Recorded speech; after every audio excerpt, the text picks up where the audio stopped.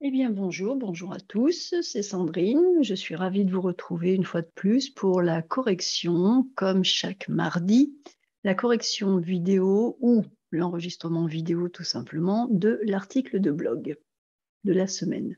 Alors, cette semaine, je vous ai proposé une compréhension écrite sur le Conservatoire national du costume de Moulins. Donc, Moulins, c'est une ville qui se situe à peu près dans le centre de la France. Et dans cette ville, nous avons effectivement le Conservatoire national de la ville. Donc, comme je l'explique un petit peu, c'est un endroit qui est absolument magique. Et si vous passez en France, je vous invite vraiment à aller le voir.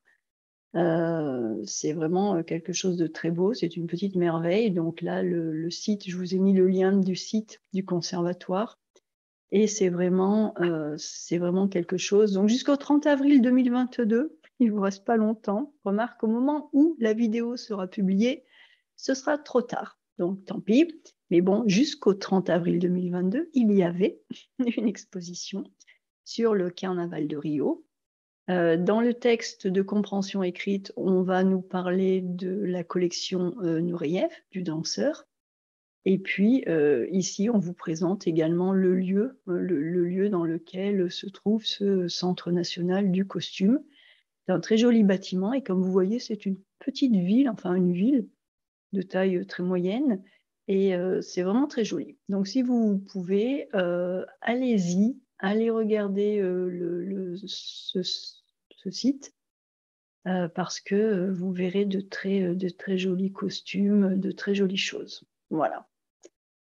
Donc voilà pour le site lui-même. Alors maintenant, si je reviens à mon texte, au départ, donc je vous avais mis le lien du texte, je vous l'avais mis de façon à ce que vous puissiez voir quelques photos.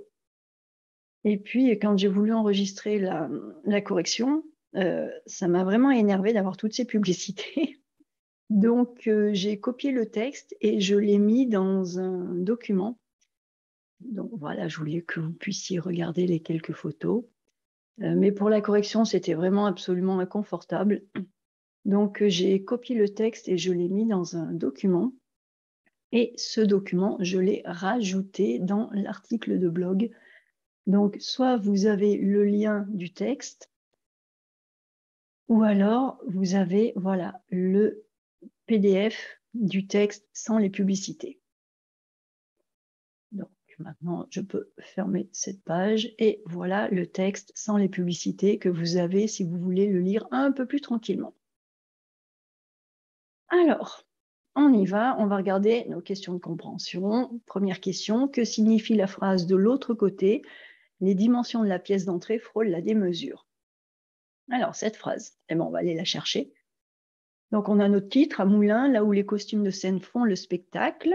Et on commence. Plus de 10 000 costumes de théâtre, d'opéra ou encore de ballet sont conservés au Centre national du costume de scène et de la scénographie, à Moulins. Loin d'être figé dans le temps, ce musée unique au monde s'efforce de faire vivre ses pièces d'art. Margot pousse une large porte, laissant un air frais s'engouffrer. Donc s'engouffrer, c'est rentrer rapidement. Un gouffre, c'est un trou dans la terre, comme une sorte de caverne, mais ça peut être un peu plus vertical. Si on tombe dans un gouffre, on a un problème. Donc s'engouffrer, c'est l'idée de rentrer très très rapidement. De l'autre côté, les dimensions de la pièce d'entrée frôlent la démesure. Ah, donc là on a la question, la phrase que l'on cherche. On cherche cette phrase de l'autre côté. Les dimensions de la pièce d'entrée frôlent la démesure et je vous demande ce que cela signifie. Donc, ce que cela signifie, eh bien, ça signifie tout simplement que de l'autre côté de la porte, puisque Margot pousse une large porte, donc elle ouvre une très grande porte, et de l'autre côté, eh bien, on arrive dans une pièce, et cette pièce a des dimensions qui frôlent la démesure. Donc, frôler, c'est être très proche d'eux. Si vous frôlez un accident, c'est que vous avez failli avoir un accident. Vous étiez à 2 doigts d'avoir un accident, presque. Donc, frôler, c'est être très proche d'eux. Et la démesure, c'est quelque chose qui est tellement grand qu'on ne peut plus le mesurer. Donc, une pièce dont les dimensions frôle la démesure, cela veut dire tout simplement une pièce qui est extrêmement grande, une pièce qui est tellement grande qu'on ne peut presque plus la mesurer. Donc voilà, vous trouverez la réponse ici, vous avez la correction. Alors ensuite, deuxième question, vrai ou faux? Le bâtiment du Centre national du costume a été préservé grâce à son magnifique escalier. Ah, donc on va chercher dans le texte une histoire d'escalier. Donc on continue. Sur plusieurs centaines de mètres de haut, un imposant escalier en grès, jaune et rose, soutenu par des colonnes robustes, tourne sur lui-même. Ah, on parle d'un escalier là, attention. Si cet escalier n'avait pas existé, le bâtiment tout entier aurait été détruit et il n'y aurait pas eu de musée, glisse celle qui s'occupe de la communication au CNS, le Centre national du costume de scène et de la scénographie à Moulins, en Auvergne-Rhône-Alpes.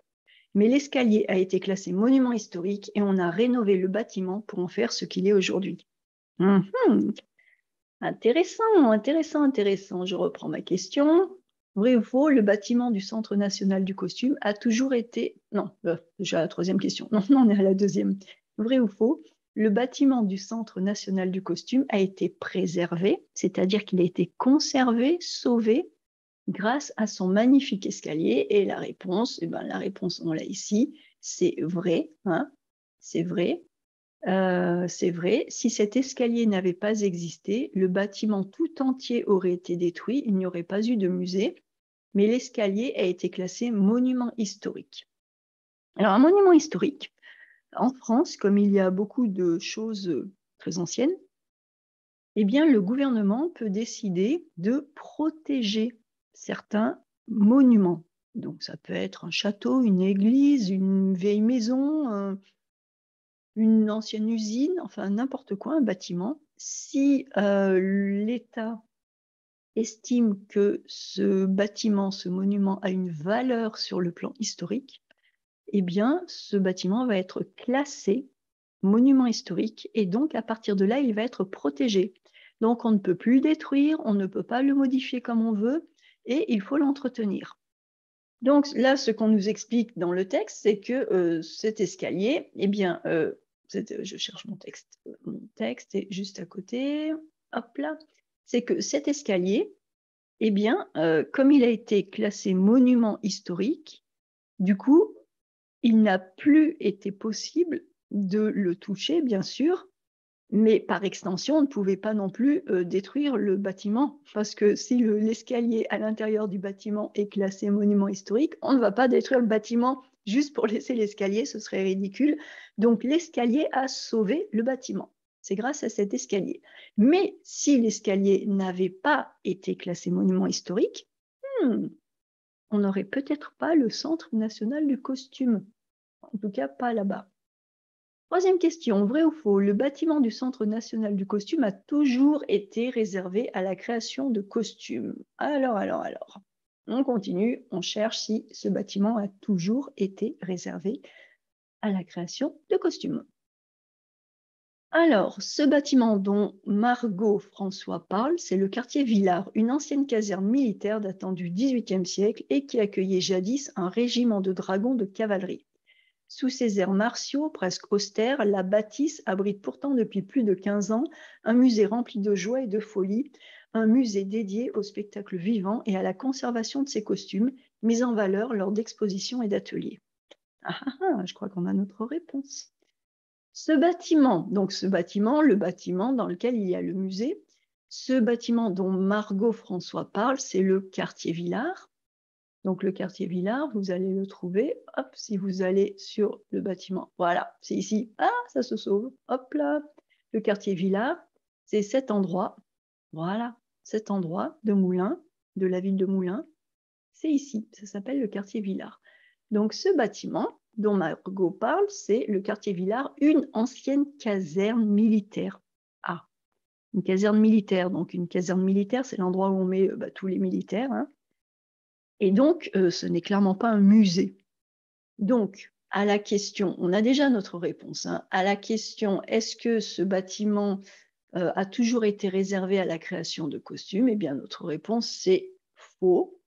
Faux, ce bâtiment dont François Margot parle, c'est le quartier Villars, une ancienne caserne militaire datant du XVIIIe siècle. Voilà. hein, donc c'est faux. Avant, c'était un endroit pour les militaires. Et donc, dans ma phrase, et qui accueillait jadis. Alors, jadis, c'est un terme un petit peu ancien, mais qu'on trouve tout de même à l'écrit, voilà la preuve, et qui veut dire autrefois, avant, dans des temps plus anciens, jadis. Un régiment de dragons de cavalerie, voilà, donc ce sont des cavaliers. Alors, pas des dragons de mythologie, hein, et c'est leur nom, c'est juste leur nom, hein, des dragons de cavalerie. Voilà, voilà, voilà. Donc, voilà pour notre question 3. Alors, maintenant, allons voir du côté de la question 4. Question 4, vrai ou faux? Plus de 10 000 costumes sont exposés dans ce musée. Vrai ou faux? Plus de 10 000 costumes sont exposés dans ce musée. Ah ah. Alors, on continue. Un musée vivant. Le quartier Villars, qui semble tout droit sorti d'un film de KPDP. Donc, les films de KPDP, ce sont des films avec des chevaliers, par exemple les Trois Mousquetaires d'Alexandre Dumas. Ça, c'est de KPDP. Parce qu'il y a des capes et des épées. La cape, c'est le vêtement, une partie du vêtement qui est attachée dans le dos et qui flotte. Et puis l'épée, bah, ça sert à combattre. Donc, le quartier Villars, qui semble tout droit sorti d'un film de KPDP, est loin d'être la seule attraction de ce musée de France. Les plus de 10 000 costumes que recèlent ces réserves n'ont plus d'ailleurs. Ce qui en fait un musée singulier, ce sont aussi ses expositions, l'une temporaire, l'autre permanente, qui sont comme un voyage dans le temps, une plongée dans les arts du spectacle vivant entre costumes anciens et modernes. Alors là, on a notre réponse, mais alors attention, parce que je me suis un petit peu amusée. Ah bah oui. Vrai ou faux, ma question, plus de 10 000 costumes sont exposés. J'ai dit exposés, moi. J'ai dit, oh là, exposés dans ce musée.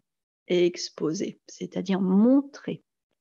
Et là, on nous dit, les plus de 10 000 costumes que recèlent ces réserves. Ah, alors recéler, c'est contenir. Un coffre-fort recèle un trésor. Une armoire recèle bah, des vêtements.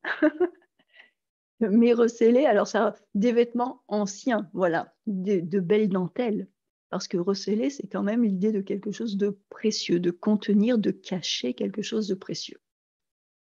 Et justement, on ne veut pas que tout le monde puisse voir, on ne veut pas exposer, on veut y protéger quand on recèle, quand un endroit recèle. Hein.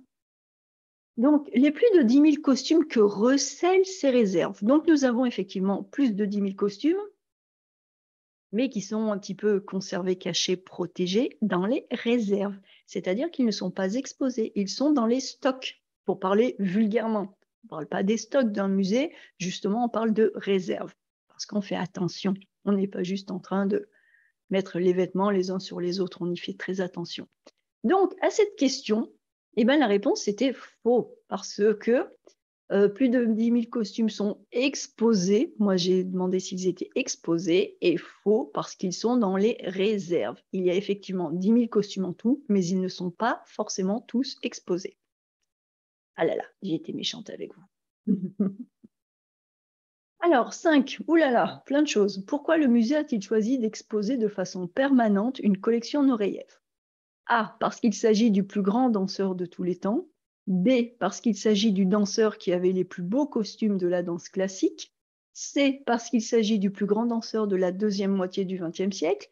D, parce qu'il s'agit du plus grand danseur du XXe siècle. Bon, eh ben, allez, on va chercher. Hein, on va chercher. Alors, le théâtre, la danse, les arts du cirque, la marionnette, l'opéra, le spectacle de rue, tout cela fait partie du spectacle vivant, énumère Margot en longeant un couloir au rez-de-chaussée, direction l'exposition permanente.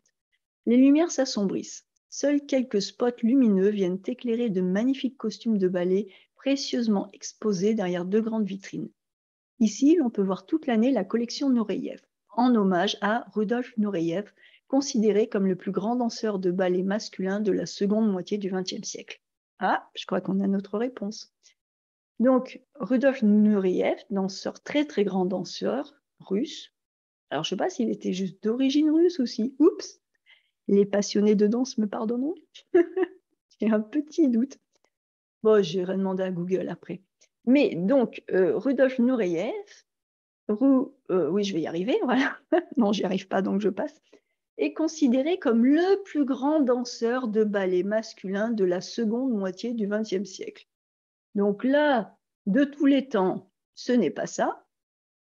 Celui qui avait les plus beaux costumes de danse classique, ce n'est pas ça. Le plus grand danseur de la deuxième moitié du XXe siècle, ah, ça pourrait, mais on va quand même vérifier, parce qu'il reste encore une proposition, du plus grand danseur du XXe siècle. Ah, je crois que c'est C. Allez, on va vérifier. Non, c'est pas ça, je suis pas sur la bonne page, décidément. J'ai décidé de faire des choses absolument magnifiques. Alors, je vais... pourquoi j'ai... Ah, mais j'ai dû fermer... Fantastique. Je pense que j'ai fermé la correction. Donc, je vais aller repêcher la correction, c'est pas grave. Hop. Voilà, voilà, voilà, voilà, voilà. Je repêche ma correction, on va y arriver. J'ai dû la fermer, hein.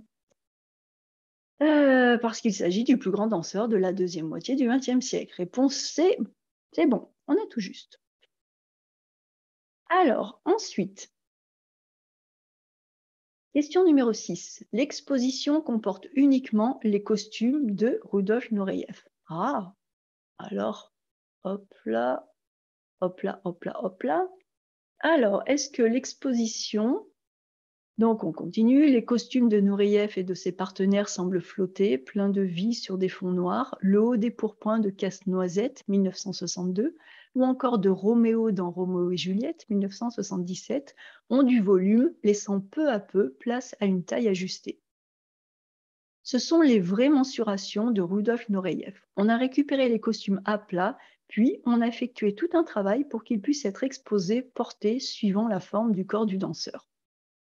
La deuxième salle est une véritable caverne d'Ali Baba. Une centaine d'objets ayant appartenu à Rudolf Nureyev ornent les murs et le sol, montrant toutes les influences qui ont marqué la vie de l'étoile russe, exilée en France. Ah bah voilà, j'ai ma réponse. Ouais, j'ai vraiment la mémoire courte, hein. Ça c'est vrai. Donc il était bien russe, mais exilé en France. Je continue. Des imposants kimonos aux tapis et aux sculptures d'époque, en passant par son porte-manteau et ses gravures, on se retrouve plongé dans l'esthétique du danseur. Certaines pièces sont fragiles et on les expose en alternance.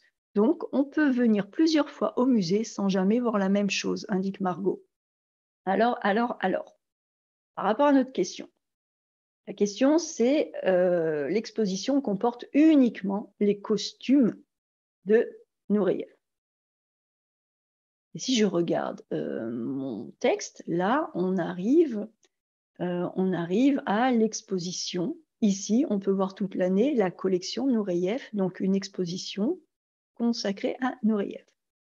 Effectivement, on nous parle des costumes, de tous les costumes. Très, très bien. Et puis, on arrive ici, on nous dit la deuxième salle. Et dans la deuxième salle, on a une caverne d'Ali Baba, une centaine d'objets. Ah, on n'a pas seulement des costumes, donc on a aussi des objets. Et ces objets ornent les murs. Orner, c'est décorer, hein. Et donc, on a des kimonos, des tapis, un porte-manteau, des gravures. Donc, à la question, est-ce qu'il y a seulement les costumes de Nureyev, hein, uniquement les costumes? Eh bien, la réponse, c'est faux, puisque dans la deuxième salle, eh bien, c'est une véritable caverne d'Ali Baba avec une centaine d'objets ayant appartenu à Rudolf Nureyev. OK? Alors, on y va. Hop, hop, hop, hop, hop, hop, hop. On continue. Question numéro 7. Les expositions temporaires sont renouvelées tous les 3 mois, 5 mois, 7 mois, 2 ans. Alors là, franchement, je ne sais plus. On continue notre lecture. Venir plusieurs fois, alors on est ici. Venir plusieurs fois permet aussi d'apprécier la richesse des expositions temporaires. Ah, ça c'est ce qu'on cherche, hein. On cherche, hop, on cherche exposition temporaire. C'est ce mot-là qu'on cherche. Donc c'est bien, parce qu'on en a besoin. Donc venir plusieurs fois permet aussi d'apprécier la richesse des expositions temporaires. Tous les 5 mois environ, le CNCS met à l'honneur un type de spectacle vivant et ses costumes. Les visiteurs sont ainsi transportés dans divers univers comme les contes de fées ou la pop et la chanson, sans oublier le carnaval de Rio, l'exposition actuelle encore visible jusqu'au 30 avril 2022. Et oui, encore une fois, désolée pour ceux qui regardent juste la vidéo. Nous serons le 3 mai, je crois, quand elle sera publiée. Donc ce sera trop tard. Mais ça veut dire qu'il y a aussi une autre exposition. Bon, alors, pour revenir à notre question. Ici, là, on a des indications. On est effectivement dans les expositions temporaires, donc c'est ce qu'on cherche, et on nous dit tous les 5 mois environ. Donc d'accord, c'est pas précis, c'est tous les 5 mois environ. Mais alors, où est ma question? Je vais chercher ma question. Hop, ma question, c'était 3 mois, 5 mois, 7 mois, 2 ans. Bon, bah donc ça sera B1, B, 5 mois. On va vérifier. Réponse, elles sont renouvelées tous les 5 mois. Donc effectivement, elles disent environ, ça peut être 5 mois et demi, ça peut être, mais c'est tous les 5 mois. D'accord? Alors, question numéro 8, vrai ou faux? La mission du musée est de mettre en valeur les plus beaux costumes de scène. Alors, allez, on va chercher la mission. Donc, on continue. Arrivé au premier étage, on en prend tout de suite plein la vue. Ah, mais je crois que je me demande...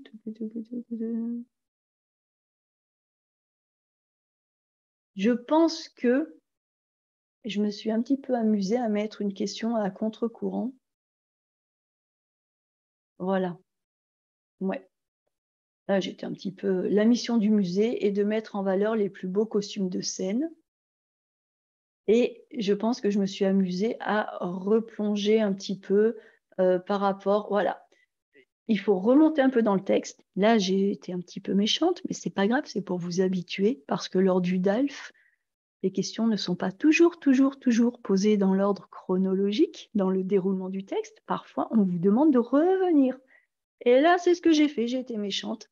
Donc, on revient un peu plus haut, ce qui en fait un musée singulier, ce sont aussi ces expositions, l'une temporaire, l'autre permanente, qui sont comme un voyage dans le temps, une plongée dans les arts du spectacle vivant, d'accord, entre costumes anciens et modernes, ok, et on continue. Le théâtre, la danse, les arts du cirque, la marionnette, l'opéra, le spectacle de rue, tout cela fait partie du spectacle vivant, énumère Margot. Donc, cela veut dire qu'on a des costumes, d'accord? On va avoir des costumes, plein de costumes, effectivement, mais ce ne sont pas forcément que des costumes de scène, parce que si on se reporte, par exemple, à la marionnette, on ne va pas avoir que des costumes de scène, hein. Et donc, on a également, donc il y avait des informations ici sur les arts, le spectacle vivant, les marionnettes, les différentes choses. Et puis, où en étais-je? J'en étais à l'exposition là sur le carnaval, donc je continue. Je vais chercher d'autres indications, vérifier s'il n'y a pas d'autres indications plus loin. Arrivé au premier étage, on en prend tout de suite plein la vue. La musique brésilienne assourdissante résonne dans les oreilles, les couleurs vives des salles et des costumes font tourner la tête. Exactement comme pendant les carnavals, sourit Margot, tous les costumes ici viennent de Rio, ils nous ont été prêtés par des particuliers ou par des écoles de samba. Ok, bon, continue. Le musée n'a pas pour seule vocation de valoriser les costumes de scène. Ah, alors là, ça commence à cliquer. Tout à l'heure, j'ai parlé un petit peu des arts du spectacle vivant, des marionnettes, des choses comme ça. Et là, on a le musée n'a pas pour seule vocation de valoriser les costumes de scène. Il a aussi une mission pédagogique. Ah, ah. Alors donc, à ma question, donc c'est un peu un double non, hein, parce que déjà, j'avais parlé d'autres arts, et puis, la mission du musée est de mettre en valeur les plus beaux costumes de scène. Eh bien non, pas forcément, parce que on va trouver des choses comme des marionnettes, des choses comme ça. Et puis, il a une mission pédagogique, hein. Il a une mission pédagogique. Donc, il n'a pas pour seule mission de mettre en valeur uniquement les costumes. Alors, 9, vrai ou faux? Les costumes exposés sont tous présentés de façon standard. Bah, on va voir. On va demander au texte. Alors, donc on va continuer notre lecture. Pour l'instant, on est dans notre phase pédagogique. On va voir si on a des informations intéressantes. En arpentant les 13 salles de cette exposition, on découvre ainsi les rouages de ce spectacle de rue mythique à travers plusieurs thèmes, présentant les artisans de ces parades, les carnavalescos, dessinateurs de costumes et de chars, les destacs, personnages surplombant la foule avec leurs costumes aussi coûteux que somptueux, les bat-bolas aux tenues à la fois intimidantes et juvéniles, les balanas et leurs grandes robes en crinoline. Au total, plus de 120 costumes de carnavaliers de différentes écoles de samba sont exposés. La deuxième salle est spectaculaire, c'est à l'image des carnavals de Rio démesurés, précise Margot en balayant de la main la grande pièce, sorte de sambodrome où toute une parade est reconstituée, une pièce immersive qui s'inscrit dans l'identité même du musée. La palette du CNS, c'est vraiment cette scénographie d'exposition, comme commente Delphine Pinaza, la directrice de l'établissement. Donc là, on apprend plein de choses, mais on apprend des choses encore sur l'exposition par rapport au carnaval de Rio, et on n'est pas en train d'avoir une réponse à notre question. Donc il va falloir qu'on continue, hein. Mais on apprend plein de choses sur cette exposition. On apprend que les costumes viennent directement du Brésil. On apprend qu'il y a vraiment une foule de costumes différents, qu'il y en a plus de 120. On apprend qu'il y a plusieurs salles, que la deuxième salle est absolument merveilleuse, on nous dit spectaculaire, que c'est véritablement comme si on était dedans, puisqu'on nous dit qu'il s'agit d'une pièce immersive. Donc nous, on vit l'expérience de l'intérieur comme si on était vraiment au carnaval. Donc ça nous donne beaucoup d'informations, mais pas ce qu'on cherche. Donc on continue. Alors, on essaye de redonner de la vie au costume. Ah, on essaye de redonner de la vie au costume. Et moi, j'ai une question sur les costumes. Les costumes quoi? Les costumes exposés sont tous présentés de façon standard. Vous voyez un peu ma mémoire, il faut que je regarde 3 fois la question. Oh, c'est pas grave. Alors, à l'étage au-dessus, des rires se font entendre. Une vingtaine d'enfants dansent sur de la batucada, des percussions rythmiques brésiliennes. Autour d'eux, des bouts de tissu et des crayons de couleur traînent un peu partout. Pour donner vie aux objets de la scène et parler du spectacle vivant, on met en place tout un tas d'activités. Donc là, ça c'est intéressant, je ne l'ai pas mis dans ma réponse tout à l'heure, mais à ma réponse, la mission du musée est de mettre en valeur les plus beaux costumes de scène. On aurait pu aussi, hein, j'avais juste mis cette réponse-là, mais on pouvait comment compléter encore avec ce que disent les gens, c'est qu'il y a des ateliers, on met en place des activités. Donc ça aussi, ça pourrait aller pour cette question précédente, hein. Donc voilà, on met en place tout un tas d'activités, explique Sandra Julien, chargée de l'action pédagogique publique scolaire. Les ateliers de découverte sont toujours en lien avec l'exposition temporaire. Ils s'inscrivent dans une démarche de création du spectacle pour faire un pont entre les œuvres et le public. Petits ou grands peuvent ainsi apprendre les rudiments des danses brésiliennes ou confectionner, par exemple, une coiffe semblable à celle qu'ils ont pu admirer lors de la visite. Ça a l'air bien. Comme dans tout musée, le CNCS a aussi sa partie invisible. Juste à côté des salles ouvertes au public, des professionnels travaillent à l'abri des regards pour rendre vivants les objets exposés. Ouh, je pense qu'on se rapproche. Nous, on a pour mission de redonner de la vie aux costumes, leur redonner de l'allure afin qu'ils brillent dans les salles d'exposition, décrit Fabienne Sabaros-Eli, régisseuse des œuvres, assise à son bureau où trônent des bustes moulés de différentes tailles. Ouh, ouh, ouh, ouh, ouh. Alors, regardez, là, on commence à tenir une partie de notre réponse. Les costumes exposés sont tous présentés de façon standard. Et là, dans notre texte, on a une dame qui nous dit que eux, leur mission, c'est de redonner de la vie. Voilà, leur redonner de l'allure afin qu'ils brillent. Ah, leur redonner de l'allure, leur redonner un style, leur redonner quelque chose d'un petit peu unique. Ah, on ne va pas vraiment dans la direction du standard. On continue, on va voir si on peut compléter notre réponse. On essaye de trouver à chaque fois le support adapté pour présenter le costume. En fait, on a la démarche inverse du travail du costumier. Lui prend les mesures et fait un costume en fonction. Nous, on part du costume pour retrouver le corps de la personne qui l'habitait, souligne Fabienne. On fait en quelque sorte le costume de l'homme invisible. C'est un travail de l'ombre et si on ne le voit pas, c'est que le travail est bien fait. Retrouver le corps correspondant n'est pas une chose facile. À chaque nouveau costume, Fabienne doit se replonger dans l'époque pour laquelle il a été conçu. Grâce à ses connaissances et ses lectures, la régisseuse conçoit des volumes qui donnent l'illusion de regarder des corps d'époque, sans toucher directement au costume. Une méthode qu'elle applique au large éventail de tenues appartenant au spectacle vivant. On peut avoir aussi bien des costumes de style historique, de mode, de danse, de cirque, d'opéra lyrique, voire même des costumes d'animaux comme des éléphants ou des dromadaires. Les dromadaires, c'est trop chouette, des éléphants. Ah, j'aimerais bien avoir un costume d'éléphant. Bon, revenons à notre question. Les costumes sont-ils présentés de façon standard? Non, parce qu'on a déjà à chaque fois un support adapté. On part du costume pour retrouver le corps de la personne qui l'habitait, qui était dans le costume.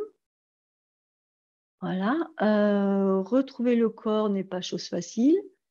À chaque nouveau costume, Fabienne doit se replonger dans l'époque pour laquelle il a été conçu. La régisseuse conçoit des volumes qui donnent l'illusion de regarder des corps d'époque. Donc là, on a vraiment toute une facette d'indices qui nous disent que, effectivement, non, que c'est faux, parce qu'à chaque fois, on essaye de trouver le support adapté. À chaque fois, on va chercher à reconstituer, à comprendre, à retrouver le corps de la personne qui était dans le costume. D'accord? Donc, ce n'est pas du tout présenté de façon standard. Alors, on continue notre aventure. En plus des costumes, question numéro 10, en plus des costumes, le Centre national du costume abrite des toiles de tableaux précieux, des toiles de peinture de grands peintres, des toiles de décors, des toiles peintes par nos reliefs. Eh bien, on va voir. Alors, certains costumes donnent plus de fil à retordre. Alors, donner du fil à retordre, ça veut dire compliquer les choses. Hein. Si vous dites, j'ai réussi à faire un tableau, à faire une peinture, mais oulala, ça m'a donné du fil à retordre, ça veut dire, c'était compliqué, c'était difficile. Hein. Donc, certains costumes donnent plus de fil à retordre que d'autres. Fabienne Sabaros-Eli se souvient d'un harpagon particulièrement difficile alors qu'elle préparait la prochaine exposition temporaire du CNCS consacrée à Molière. Si vous êtes dans le coin, je vous invite à aller la voir, Molière. Le costume était très fatigué. Il avait été porté par Jean Vilar quand il a joué ce personnage de l'avare. Jean Vilar, c'était un très très grand comédien. Ouais, c'est vraiment au milieu du XXe siècle, vraiment deuxième partie du XXe siècle, très très grand acteur de théâtre. On a retravaillé les manches à la vapeur froide, on a recousu des boutons, dépoussiéré la combinaison, et puis il a fallu retrouver le corps d'Harpagon, plaisante la régisseuse. Finalement, on a réussi à le faire vivre en donnant un certain mouvement, une dynamique à la forme sous le costume. À deux, on y a passé presque 3 jours. Très intéressant. Mais pas de réponse à notre question, parce que nous, on cherche à savoir s'il y a des tableaux, des œuvres d'art, ou enfin, je ne sais plus déjà, j'ai déjà oublié la question. Mais on continue. Des réserves pleines à craquer. À quelques mètres de là, alors, attention, les réserves, ça pourrait être intéressant. À quelques mètres de là, Garance parle fort, essayant d'étouffer de sa voix le bruit d'un appareil à dépoussiérer. Donc dépoussiérer, enlever la poussière. En vain. En vain, ça veut dire qu'elle n'y arrive pas. Hein. J'ai essayé d'apprendre ma conjugaison du subjonctif par cœur. En vain. Je n'y suis jamais arrivée. En vain. Ça a été vain. Tous mes efforts ont été vains. C'est-à-dire, je n'y suis pas arrivée. En vain. La jeune femme se résout finalement à éteindre la machine. En ce moment, on passe en revue nos collections, glisse la chargée de conservation préventive, en déposant sur un cintre un veston d'époque. Son terrain de jeu, une immense salle remplie d'imposants rayonnages, d'où débordent des milliers de costumes et accessoires. Là, on va voir quelque chose d'intéressant. Au total, le CNCS conserve dans son antre plus de 20 000 pièces d'un ensemble patrimonial de 10 000 costumes de scène, ainsi que des toiles de décors peints déposées par 3 établissements nationaux, la Bibliothèque nationale de France, la Comédie Française et l'Opéra de Paris, auxquels s'ajoutent de nombreux dons. Un fantastique trésor qui fait de cet établissement un lieu unique en son genre. Je crois que par là, on a notre réponse. Alors déjà, au total, le CNCS conserve dans son antre. L'antre. Qu'est-ce que c'est qu'une antre? L'antre, c'est un peu la caverne du diable. Ouh, si un jour quelqu'un vous dit je t'invite dans mon antre, bah, il faut pas y aller, c'est dangereux, l'antre. Une antre, hein, c'est le diable hein, qui est dans son antre. Donc on n'y va pas. Mais là, c'est vraiment imagé pour dire que c'est quelque chose qui est très très grand, plein de surprises. On ne sait pas vraiment à quoi s'attendre, mais là, c'est positif. Ils l'ont utilisé de façon positive. Donc, 20 000 pièces d'un ensemble patrimonial donc, qui font partie d'un patrimoine historique, patrimoine culturel, avec 10 000 costumes de scène, ainsi que des toiles de décors peints. Ah, alors j'ai peut-être mauvaise mémoire, mais je me souviens que la question parlait un petit peu de ça. En plus des costumes, le Centre national du costume abrite des toiles de tableaux précieux, on ne nous dit pas, des toiles de peinture de grands peintres, on ne nous dit pas trop, des toiles de décor, et des toiles peintes par Nureyev. J'irai plutôt pour les toiles de décor peints. Et donc on va vérifier. Des toiles de décor. Voilà, numéro C. OK? Alors, on continue. Dernière question, numéro 11. Vrai ou faux, les collections du CNS restent sur place. Elles ne bougent pas. Allez, on y va. On continue. En se baladant dans les couloirs de la réserve, on peut ainsi apercevoir des pièces réalisées par les grands ateliers de couture de différentes époques. Les plus anciennes, ce sont des gilets du XVIIIe qui appartiennent au fond de la Comédie Française. Note Garance Toreille, en passant près de costumes peints de Richard III, datant des années 1940. La jeune femme s'arrête, puis brandit un large manteau argenté. Ça, c'est un Macbeth de Thierry Mugler, une pièce iconique. Alors, brandir, c'est montrer. Hein. Quand on brandit, c'est qu'on prend à la main et on le montre vraiment, on le montre, on lève le bras pour brandir. On le met en hauteur pour que les gens le voient bien. On va brandir. Alors, si la mission... Bon, bah alors là, on arrive à la fin de notre texte, donc la réponse doit être là. Hein. Ou alors, c'est qu'on l'a raté. Mais je pense pas. Si la mission du CNCS est de conserver précieusement la collection et de la valoriser à travers les expositions, mais aussi des prêts à d'autres musées, notamment le Louvre, l'établissement s'attelle aussi à l'enrichir au quotidien.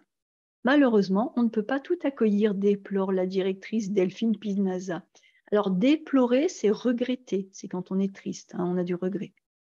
On fait une sélection en essayant de prendre des pièces que l'on n'a pas forcément. La notoriété de la compagnie compte également. Parfois, quand l'une d'entre elles ferme, on nous propose 300 costumes, soit près de 600 pièces. Souvent, on n'en garde qu'une trentaine, sinon on se retrouve avec des problèmes de volume. Du volume, le musée rêve d'en avoir davantage. Ses réserves sont pleines à craquer et arrivent à totale saturation. Un défi de taille pour l'équipe du CNCS qui mise sur un agrandissement pour continuer à tracer sa route. L'objectif, réhabiliter un monument historique qui jouxte l'ancien site militaire. Cette extension, cofinancée par le Fonds européen de développement régional, FEDER, je sais pas, FEDER, je ne sais pas, et qui devrait voir le jour fin 2022, permettra d'accueillir de nouvelles collections tout en créant un espace davantage tourné vers la scénographie du théâtre. Une avancée majeure pour le musée qui prendra ainsi une nouvelle dimension avec, toujours en fil rouge, cette volonté de raconter le spectacle vivant. Donc toujours en fil rouge, c'est l'idée d'avoir quelque chose toujours en filigrane, quelque chose qui suit, qui est toujours caché, mais qui donne la direction. Alors, la question, c'était quoi? Les collections du CNS restent sur place. Alors, est-ce que les collections restent sur place? Donc, on va trouver notre réponse au début. Si la mission du CNCS est de conserver précieusement la collection et de la valoriser à travers les expositions, mais aussi des prêts à d'autres musées, notamment le Louvre. Donc, ma question, c'est est-ce que les collections restent sur place? Est-ce que les collections restent au CNCS? Et là, dans cette phrase, je vois que pour valoriser les collections, c'est-à-dire pour que les gens les connaissent, pour que les gens en prennent connaissance, pour les montrer, pour transmettre toute cette culture, toute cette connaissance, eh bien, le CNCS a ses expositions, mais également, il va prêter ses collections ou une partie de ses collections à d'autres musées, en particulier au Louvre. Donc, à ma question, est-ce que ça reste sur place? Ma réponse est non. Voilà. Voilà, voilà, voilà, la réponse c'est eh bien, je crois que nous avons fait le tour de ce texte. Je crois que j'ai parlé pendant un bon moment. J'espère que tout cela vous a aidé à mieux comprendre cette, compréhension. Mieux comprendre cette compréhension, ça c'est bien trouvé comme phrase, bravo. Et je vous laisse, donc n'hésitez pas à la regarder, re-regarder. Prenez votre temps parce que c'est assez long. Je vous laisse pour cette semaine. Je vous retrouve la semaine prochaine avec encore la vidéo d'un nouvel article. Donc n'hésitez pas aussi à aller voir le blog, hein, pour, voir, ben, d'autres choses, des articles si vous ne voulez pas voir que les vidéos. Et je vous souhaite donc de passer une excellente semaine, d'apprendre